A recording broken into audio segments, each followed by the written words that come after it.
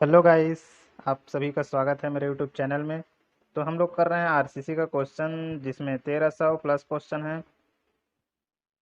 1300 plus question है।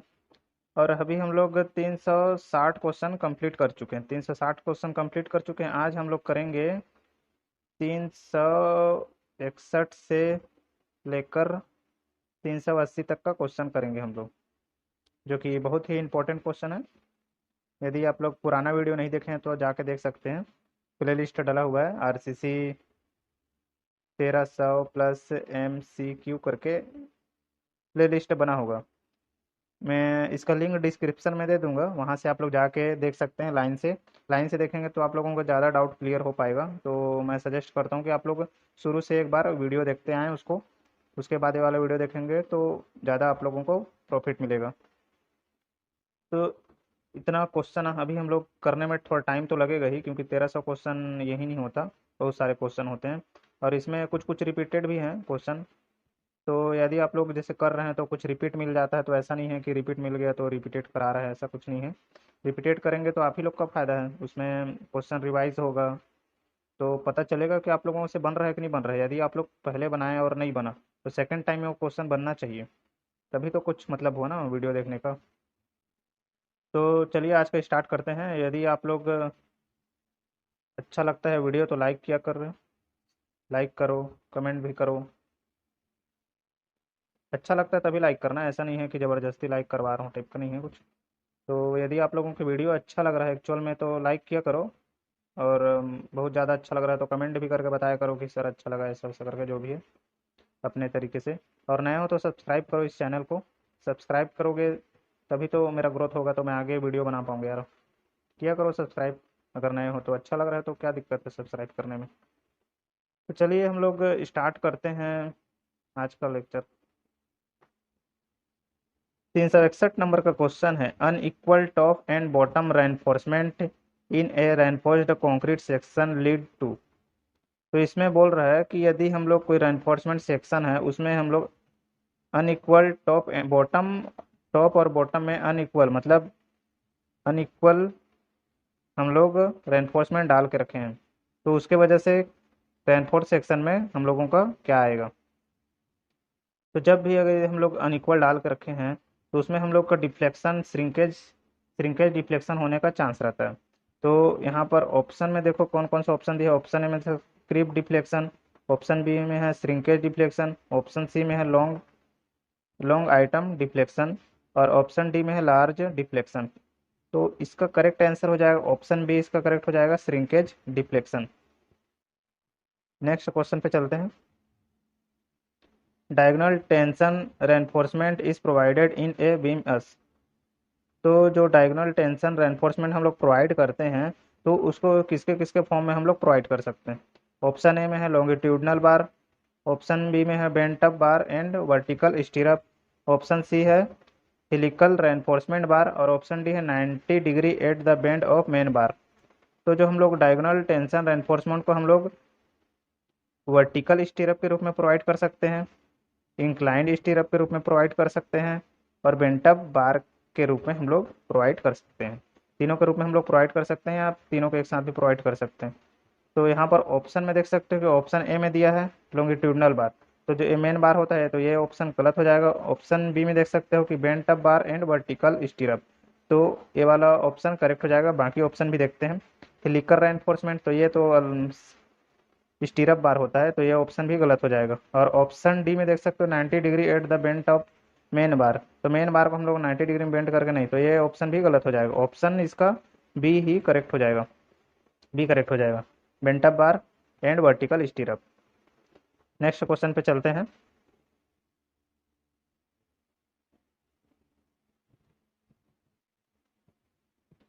ए singly reinforced beam has breadth b, effective depth d, depth of neutral axis n, and critical neutral axis n1 if the fc and ft are permissible compressive and tensile stresses, the moment of resistance of the beam is। तो इस question में सारे हम लोगों को given data दिया हुआ है और मोमेंट ऑफ रेजिस्टेंस बताना है। मोमेंट ऑफ रेजिस्टेंस तो देखते हैं ऑप्शन में। यहाँ पर देख सकते हो कि चार ऑप्शन दिया हुआ है। तो चारों में से कौन सा करेक्ट होगा? तो पहले देख लेते हैं मोमेंट ऑफ रेजिस्टेंस क्या होता है। यहाँ पर स्क्रीन में आप लोग देख सकते हो कि मोमेंट ऑफ रेजिस्टेंस दिया हुआ है mr। तो जो ऊपर में दिया हुआ है वाला, ये किसके लिए है? कंक्रीट के लिए। कंक्रीट के लिए, और नीचे वाला जो दिया है एक टेंशन के लिए है, मतलब स्टील के लिए। एक कंप्रेशन के लिए है और ये टेंशन के लिए। तो हम लोग दोनों को यूज़ कर सकते हैं, दोनों को अलग अलग कंडीशन रहता है यूज़ करने का। बैलेंस सेक्शन के लिए हम लोग दोनों को यूज़ कर सकते हैं, दोनों में सेम आंसर आएगा। और यदि हम लोगों को ओवर रेनफोर्स है, ओवर रेनफोर्स है, तो उस कंडीशन में हम लोग क्या कौन सा यूज़ करेंगे? ये वाला यूज़ करेंगे, जो कंक्रीट वाला है ये वाला। और जो अंडर रेनफोर्समेंट है उस कंडीशन में हम लोग स्टील वाला यूज़ करते हैं, मतलब टेंशन जोन वाला। तो ये दोनों आप देख सकते हो, पहले भी मैं बताया हूँ, इसलिए शॉर्ट में बता के भी मैं निकल रहा हूँ। दोनों इंपॉर्टेंट है। और एक और जो एम आर का फॉर्मूला होता है मोमेंट ऑफ रेजिस्टेंस का, यहाँ पर देख सकते हो, ये बैलेंस के कंडीशन में होता है। बैलेंस के कंडीशन में ये वाला फॉर्मूला होता है। यहाँ पर देख सकते हैं एम आर इक्वल टू क्या है? क्यू बी डी स्क्वायर है। और यहाँ पर क्यू क्या है? मोमेंट ऑफ रेजिस्टेंस है, मोमेंट ऑफ रेजिस्टेंस फैक्टर है, जो कि बहुत इंपॉर्टेंट है, इसका क्वेश्चन भी आता है। तो मोमेंट ऑफ रेजिस्टेंस बोलते हैं क्यू को। यहाँ पर बी क्या है? वेट है, मतलब विड्थ है ऑफ बीम है। और डी क्या है? डेप्थ ऑफ बीम है, इफेक्टिव डेप्थ। और क्यू निकालने का फॉर्मूला यहाँ पर देख सकते हो, वो अलग से दिया हुआ है, 1/2 सिग्मा सी बी सी जे के। ठीक है। और के निकालने का फॉर्मूला यहाँ पर देख सकते हो, न्यूट्रल एक्सिस फैक्टर है, तो पता ही होगा आप लोगों का। और जे निकालने का भी यहाँ पर फॉर्मूला दिया हुआ है। तो ये सारे फॉर्मूला को पुट करके आप लोग नया फॉर्मूला बना सकते हैं। ऑप्शन में देखते हैं हम लोगों को क्या क्या दिया हुआ है। यहाँ पर क्वेश्चन में देख सकते हो कि हम लोगों को मोमेंट ऑफ रेजिस्टेंस पूछा है। तो मोमेंट ऑफ रेजिस्टेंस का मैं तीनों फॉर्मूला बताया। एक बैलेंस के कंडीशन में, जो बैलेंस एम आर निकालते हैं, लिमिटिंग भी बोलते हैं जिसको। तो यहाँ पर देख सकते हो कि पहले ऑप्शन में जो दिया हुआ है वो किसके लिए है? एफ सी दिया है। एफ सी यहाँ पर हम लोगों को क्या है? परमिसिबल कंप्रेसिव स्ट्रेस है, परमिसिबल कंप्रेशन के जोन में क्या है? ठीक है। और एफ टी क्या है यहाँ पर? टेंसाइल स्ट्रेस है, परमिसिबल टेंसाइल स्ट्रेस। तो ये वाला जो कंक्रीट के लिए मैं बताया था वाला फॉर्मूला है, तो ये भी एक करेक्ट हो जाएगा। और ऑप्शन बी में देख सकते हो कि ऑप्शन बी टेंशन के लिए, तो ये भी करेक्ट हो जाएगा। और बैलेंस के कंडीशन के लिए यहाँ पर सी में दिया हुआ है, वो सारे वैल्यू को पुट करेंगे तो यही निकल के आएगा। तो ये भी करेक्ट हो जाएगा। तो इसका करेक्ट आंसर हो जाएगा ऑप्शन डी करेक्ट हो जाएगा। ऑल द अबव सभी करेक्ट है। एक बार आप लोग देख लीजिएगा, मैं जो बताया हूँ वही करेक्ट है। वो पीछे में अभी जो तीनों फॉर्मूला बताया उसी से रिलेट करके यहाँ पर बनेगा। नेक्स्ट क्वेश्चन पे चलते हैं। For cantilever beams the the basic value of span to effective depth ratio is. तो कैंटिलीवर बीम के लिए अपने को क्या पूछा है? Span to effective depth ratio पूछा है। तो चलिए एक बार देख लेते हैं कि कैंटिलीवर के लिए और सिंपली सपोर्टेड और कंटिन्यूअस बीम के लिए हम लोग स्पान टू डेप्थ रेशियो कितना कितना लेते हैं। यहाँ पर आप लोग देख सकते हो स्क्रीन पे वर्टिकल डिफ्लेक्शन। वर्टिफ्लेक्शन डिफ्लेक्शन क्या होता है? Span by D. स्पान क्या है? स्पान। और डी क्या है? इफेक्टिव डेप्थ है। और यहाँ पर वन वे स्लेब के लिए मैं बता रहा हूँ, और टू वे स्लेब के लिए बाद में बताऊंगा जब उसका क्वेश्चन आएगा। तो वन वे स्लेब के लिए देख लेते हैं कैंटिलीवर, और यहाँ पर सिंपली सपोर्टेड, यहाँ पर फिक्स्ड और कंटिन्यूअस दिया हुआ है। तीनों चीज़ दिए हुए हैं। तो यदि कैंटिलीवर है तो कैंटिलीवर में 7 लेते हैं। किस कंडीशन में? जब जो स्पान है वो 10 mm से कम हो, उस कंडीशन में। यदि 10 mm से ज़्यादा है तो 10 mm से ज़्यादा हम लोग कैंटिलीवर को डिज़ाइन करते ही नहीं है। तो इसलिए यहाँ पर डैश डैश है, कुछ नहीं है। तो यदि 10 mm से कम है तो कितना होगा? 7 होगा। और सिंपली सपोर्टेड के लिए 20 होता है। अब यदि 10 मीटर से, सॉरी यहाँ पर बोल दिया मैं, मीटर होगा, 10 मीटर से अधिक है स्पान, तो उसके लिए यहाँ पर जो दिया हुआ उसको हम लोग यूज़ करेंगे 20 × 10 बाई स्पान। और स्पान जितना भी होगा उसका वैल्यू पुट करेंगे तो निकल जाएगा उसका वैल्यू। और फिक्स्ड और कंटिन्यूअस के लिए 26 लेते हैं, यदि 10 मीटर से कम है स्पान तो। अब यदि 10 मीटर से ज़्यादा है तो उस कंडीशन में हम लोग ये वाला यूज़ करेंगे 26 × 10 बाई स्पान। तो यहाँ पर बस 10 बाई स्पान जो है एक्स्ट्रा जुड़ रहा है, यदि 10 मीटर से अधिक का चीज़ है तो इसको याद रखेंगे। इसका न्यूमेरिकल भी आता है, इसका भी न्यूमेरिकल आता है। और ये तीनों वैल्यू बहुत ही इंपॉर्टेंट है, सभी इंपॉर्टेंट है। एसएससी जेईई में कई बार पूछ चुका है, और बहुत सारे एग्जाम में भी पूछता है। और डिफ्लेक्शन का भी वाला जो फॉर्मूला स्पान बाई डी, ये भी इंपॉर्टेंट है। तो सारे चीज़ें इंपॉर्टेंट हो जाते हैं यहाँ पर को आप लोगों को याद रखना पूरे चीज़। चलिए क्वेश्चन पे चलते हैं। तो यहाँ पर क्वेश्चन में हम लोगों को कैंटिलीवर बीम के लिए पूछा है, तो मैं भी बताया कैंटिलीवर बीम के लिए कितना होगा? 7 होगा। और यहाँ पर कुछ दिया नहीं है कि स्पान कितना है क्या है, और वैसे भी कैंटिलीवर के लिए हम लोग तो 10 मीटर से ज़्यादा के लिए डिज़ाइन करते नहीं है, तो इसका करेक्ट आंसर हो जाएगा ऑप्शन ए, इसका करेक्ट हो जाएगा 7। नेक्स्ट क्वेश्चन पे चलते हैं। According to Indian standard the total amount of shrinkage for a pre tension beam is taken as. तो प्री टेंशन के लिए हम लोगों को श्रिंकेज का वैल्यू पूछा है इंडियन स्टैंडर्ड के हिसाब से। तो कितना लेते हैं इंडियन स्टैंडर्ड के हिसाब से, तो चलिए देख लेते हैं एक बार उसको। यहाँ पर स्क्रीन में आप लोग देख सकते हो कि loss of stress due to shrinkage of concrete. तो कंक्रीट के श्रिंक होने से जो लॉस होता है यहाँ पर दिया हुआ है, और यहाँ पर जो पहले में दिया हुआ है प्री टेंशन के लिए है, और ये पोस्ट टेंशन के लिए, पोस्ट टेंशन के लिए है, और ये वाला प्री टेंशन के लिए। ये प्री के लिए है और ये पोस्ट के लिए। तो प्री टेंशन के लिए कितना श्रिंकेज होता है देख सकते हो, यहाँ पर दिया हुआ है 30 3 × 10⁻⁴ ES दिया हुआ है, ठीक है। और यहाँ पर ई क्या है, मॉडुलस ऑफ इलास्टिसिटी है स्टील का। और यदि पोस्ट टेंशन की बात करें तो यहाँ पर जो वैल्यू दिया है यहाँ पर देख सकते हो 2 × 10⁻⁴ बाई में log 10 T+2। और ई एस यहाँ पर वही modulus of elasticity of steel का। तो यहाँ पर देख सकते हो। चलिए क्वेश्चन पे चलते हैं। तो अभी मैं बताया कि कितना होता है प्री टेंशन के लिए, प्री टेंशन के लिए कितना बताया, 3 × 10⁻⁴ ES होता है। यहाँ पर क्वेश्चन में आप लोग ऑप्शन में आप लोग देख सकते हो कहाँ 10⁻⁻4 दिया हुआ है, तो ऑप्शन ए में देख सकते हो, ऑप्शन ए इसका करेक्ट हो जाएगा। नेक्स्ट क्वेश्चन पे चलते हैं।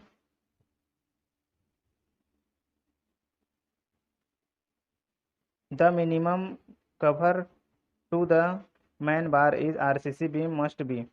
तो जो मैन बार होता है RCC में जो मैन बार होता है उसके लिए मिनिमम कवर हम लोग कितना प्रोवाइड करते हैं, तो हम लोग कितना कवर प्रोवाइड करते हैं, मिनिमम 25 mm प्रोवाइड करते हैं बीम के लिए। यहाँ पर बीम के लिए ही पूछा है, और या तो डायमीटर ऑफ बार को भी देखते हैं, दोनों में से जो भी वैल्यू अधिक होगा उसको हम लोग प्रोवाइड करते हैं मिनिमम मिनिमम कवर।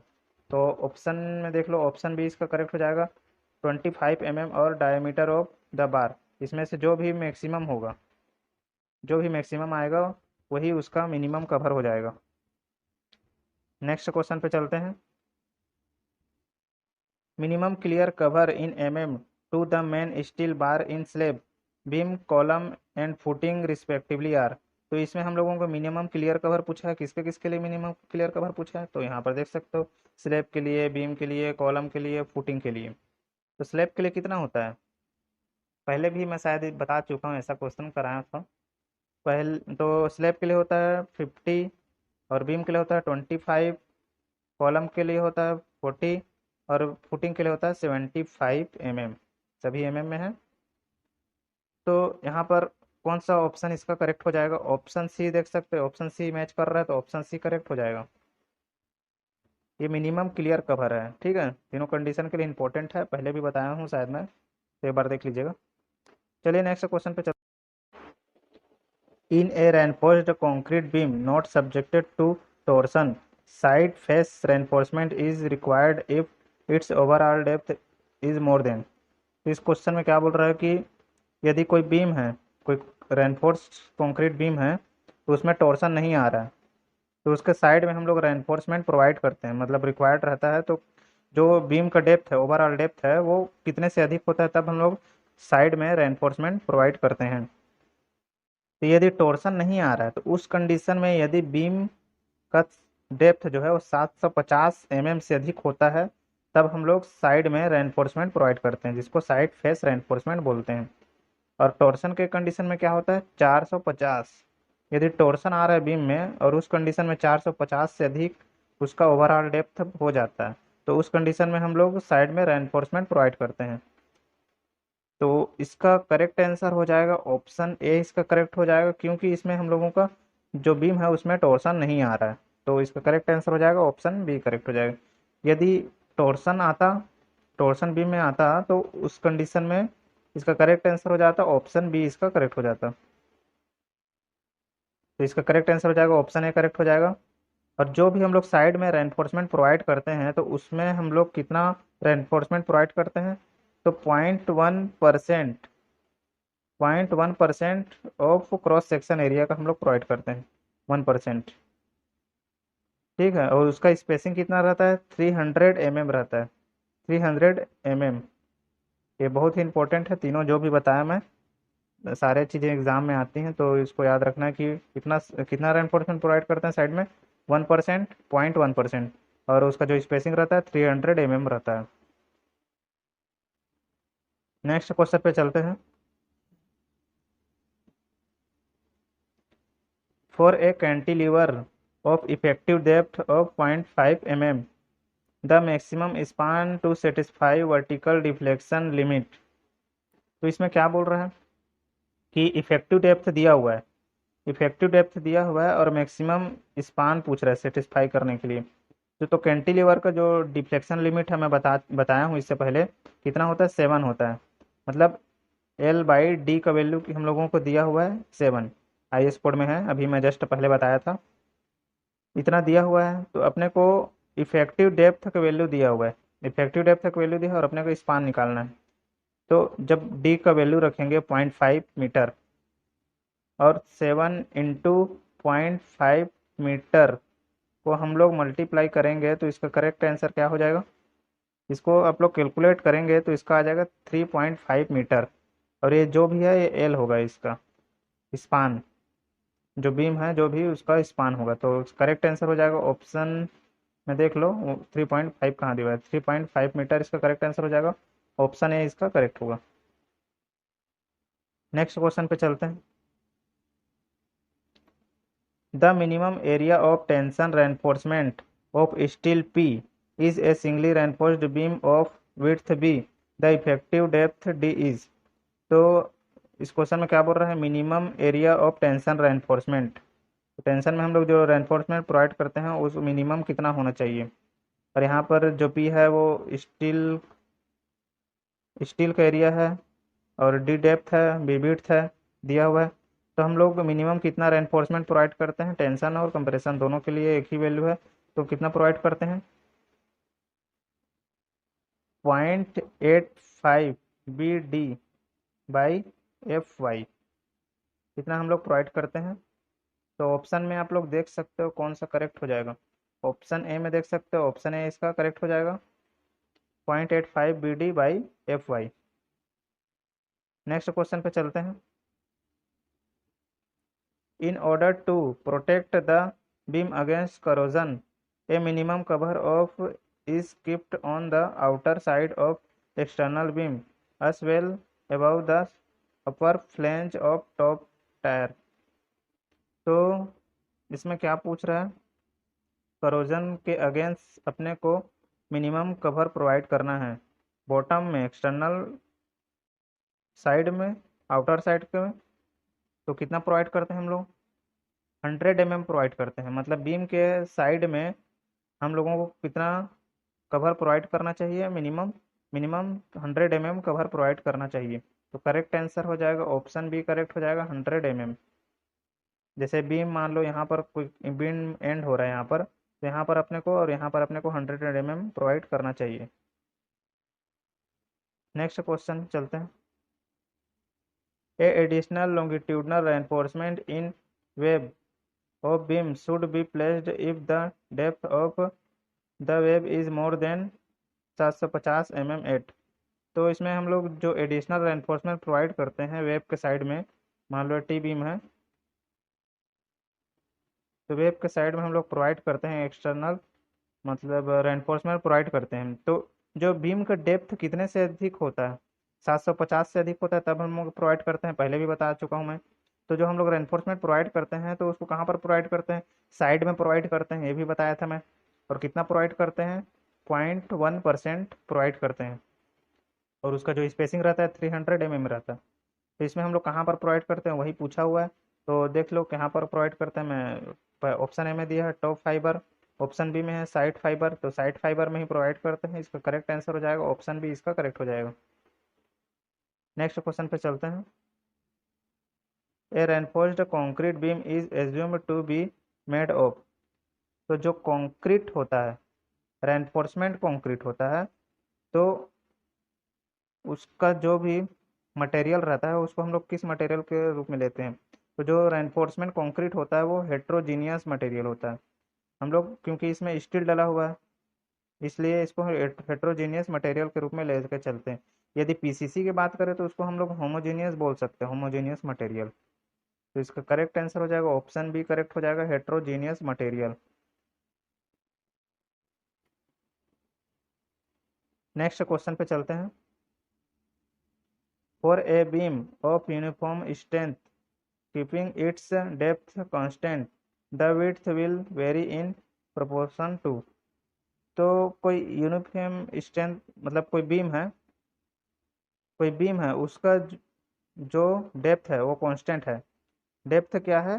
कांस्टेंट है। तो उसका जो विड्थ है वो किसके प्रोपोर्शनल होगा? तो प्रोपोर्शनल किसके हो जाएगा? देखते हैं ऑप्शन में क्या क्या दिया हुआ है। ऑप्शन में देख सकते हो, ऑप्शन ए में है बेंडिंग मोमेंट, ऑप्शन बी में है अंडर रूट एम। एम क्या है यहाँ पर? बेंडिंग मोमेंट ही है। और ऑप्शन सी में है एम स्क्वायर, मतलब बेंडिंग मोमेंट का स्क्वायर। और ऑप्शन डी है नॉन ऑफ द एबव। तो वो बेंडिंग मोमेंट के डायरेक्टली प्रोपोर्शनल रहता है विड्थ, यदि डेप्थ कांस्टेंट है तो इसका करेक्ट आंसर हो जाएगा ऑप्शन ए, करेक्ट हो जाएगा। नेक्स्ट क्वेश्चन पे चलते हैं। In a singly reinforced concrete beam as the load increases. तो जो सिंगली रेनफोर्स बीम होता है तो उसका लोड लोड बढ़ रहा है तो क्या होगा? देखते हैं ऑप्शन में क्या होगा। लोड बढ़ रहा है तो ऑप्शन में only concrete will resist tension, option B में है only steel bar will resist tension, option C में है both concrete and steel will resist tension, option D में है both concrete and steel will resist compression. तो tension को कौन resist करता है? स्टील रजिस्ट करता है। स्टील रजिस्ट करता है ना, तो इसका करेक्ट आंसर हो जाएगा ऑप्शन बी, करेक्ट हो जाएगा only steel bar will resist tension. यदि लोड बढ़ रहा है कोई बीम में, सिंगली सपोर्टेड बीम है उसमें लोड बढ़ रहा है तो जो उसका टेंशन जो भी आएगा उसको स्टील रजिस्ट करेगा। तो ये करेक्ट हो जाएगा। यदि स्मॉल लोड रहता है, स्मॉल लोड आ रहा है, स्मॉल लोड के कंडीशन में क्या है कि कंक्रीट भी थोड़ा मोड़ा टेंशन को ले सकता है, बट यदि अधिक लोड है, लोड इंक्रीज हो रहा है तो उस कंडीशन में जो स्टील बार है वही टेंशन को रजिस्ट करेगा। नेक्स्ट क्वेश्चन पे चलते हैं। For a simply supported beam of span 15 meter the minimum effective depth to satisfy the vertical deflection limits should be. तो इस क्वेश्चन में स्पान दिया हुआ है और अपने को इफेक्टिव डेप्थ निकालना है। किस कंडीशन में? सिंपली सपोर्टेड बीम के कंडीशन में। तो मैं पहले भी तीनों का फॉर्मूला बता दी चुका हूँ, मतलब तीनों का वैल्यू बता चुका हूँ, कैंटिलीवर, सिंपली सपोर्टेड और फिक्स्ड और कंटिन्यूअस बीम के कंडीशन में। तो सिंपली सपोर्टेड के लिए कितना होता है? 20 होता है, पहले बताया था मैं। और कैंटिलीवर के लिए कितना होता है? 7 होता है। और यदि कंटिन्यूअस है और फिक्स्ड है तो उसके में 26 होगा। तो इसमें अपने को सिंपली सपोर्टेड बीम दिया हुआ है और स्पान दिया हुआ है, तो स्पान कितना हो जाएगा? 15 हो जाएगा और डी डेप्थ हो जाएगा और इधर 20 आ जाएगा। तो 15/20 को करेंगे तो इसका वैल्यू क्या आ जाएगा?